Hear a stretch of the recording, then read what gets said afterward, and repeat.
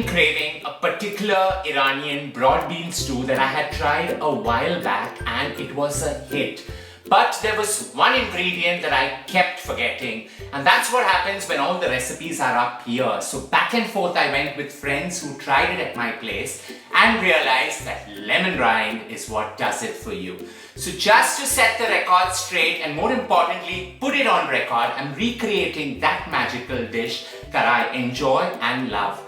Just for you to try anytime and for me to remember in a few years to come. Don't forget to subscribe and hit on the bell icon as we get to creating it. Now my cast iron pot needs a slathering of some extra virgin olive oil, and be as liberal as you can. So nearly 20 to 25 mils of that going in, and we're going to allow this to get nice and hot. Near smoking temperature, in goes nearly 2 to 3 leeks that have been finely shredded up.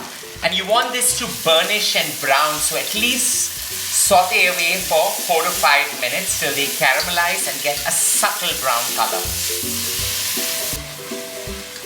Burnished and brown, now is the time to take nearly 9 to 10 cloves of garlic and add that in, along with just 1 green chili, totally optional, but you want that heat. So allow all this to saute now. And you don't want the garlic to burn because there's nothing more ridiculous than burnt garlic in this creation. So into this now goes 2 teaspoons of turmeric powder, and just allow it to subtly cook on the slowest possible simmer for a good 1 minute. Now this is what makes this stew really unique. You deglaze it with the juice of 4 lemons. And just allow it all to come together. That whiff is perfection personified. Into this goes the rind of 1 lemon, along with some sea salt and some black pepper. So nearly a teaspoon of black pepper powder, freshly milled, is required out here. Now technically this stew is always created only with broad beans, and then you take some eggs and break them in, but I'm creating a vegetarian version and I'm using beautiful nut, that's the butternut, cut into cubes going right in. Allow it all to merge, mingle and infuse with each other. Cook this for about 2 to 3 minutes before you add the beans right in, absorbing all the flavors in the pan, and that's the beauty about this butternut. It's so flavorful and absorbent.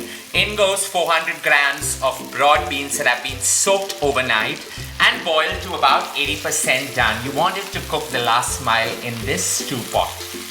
Highly fragrant, and what takes this to a whole new level is nearly 2 bunches of finely shredded fresh dill leaves. You allow it all to infuse now, and then all you need to do is add water and cook this for 20 minutes on the slowest possible simmer. Look at that play of color. This is such a flavorful stew. A liter of hot water going in.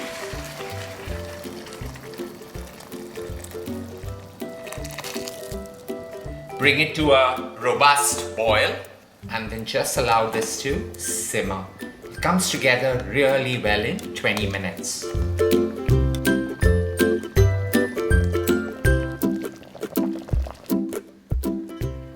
Minutes later, as the hint of turmeric, dill and lemon take my kitchen to a whole new level, the stew is ready to be switched off and put into a plate and dug right into.